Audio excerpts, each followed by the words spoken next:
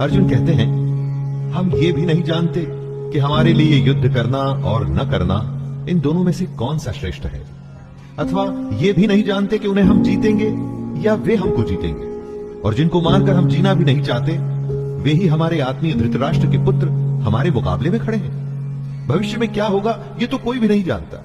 विधि ने क्या विधान लिखा है उसके बारे में किसी को नहीं पता, लेकिन वर्तमान में हम जो करना चाहते हैं उसका निर्णय हमारे हाथ में होता है। हमारे कर्म सिर्फ और सिर्फ हमारे ही हाथ में है। तो क्या युद्ध जीतने के लिए अपनों को मारना ठीक है? अपने कर्म को पूरा करने के लिए हमें किस सीमा तक जाना चाहिए और किस सीमा को पार करना चाहिए?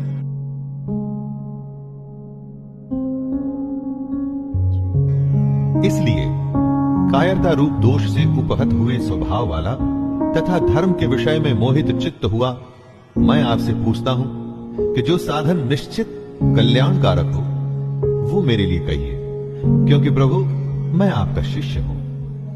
दोस्तों, कमजोर क्षणों में हम डर जाते हैं, जिससे कंफ्यूजन का भाव हमारे अंदर आता है। अर्जुन ये मान रहे हैं कि वो कंफ्यूज हैं, कायरता का दोष वो अपने ऊपर ले रहे हैं, और तभी तो ये कहते हैं कि श्री कृष्ण मैं आपका स्टूडेंट हूं, आपको सरेंडर करता हूं, मुझे बताइए कि क्या सही है। दुविधा के समय गुरु ही एकमात्र सहारा होता है दोस्तों, और गुरु के सामने कुछ भी छुपाना नहीं चाहिए। खुलकर अपने हृदय की बात, अपना भय, अपनी शंका, सब कुछ सामने रख देना चाहिए। अगर ऐसा करेंगे तभी तो आपको मार्गदर्शन मिलेगा। अर्जुन आगे कहते हैं, जीतने पर उन्हें जमीन मिल जाएगी, धन धान्य मिलेगा, नाम होगा, लेकिन इन सब के मिलने के बाद उनका यह दुख कम नहीं होगा जो उन्हें अभी महसूस हो रहा है। यही बात है दोस्तों, जब अपनों का दुख सताता है तो किसी भी तरह का लाभ आराम नहीं देता। और उससे भी बड़ी बात, अगर आप शोक में हैं, दुख में हैं, तो जब तक उस दुख को दूर नहीं करेंगे, उसकी वजह ढूंढ नहीं लेंगे, उसका उपाय नहीं ढूंढ लेंगे, दुनिया का कोई भी सुख आपको आराम नहीं दे पाएगा।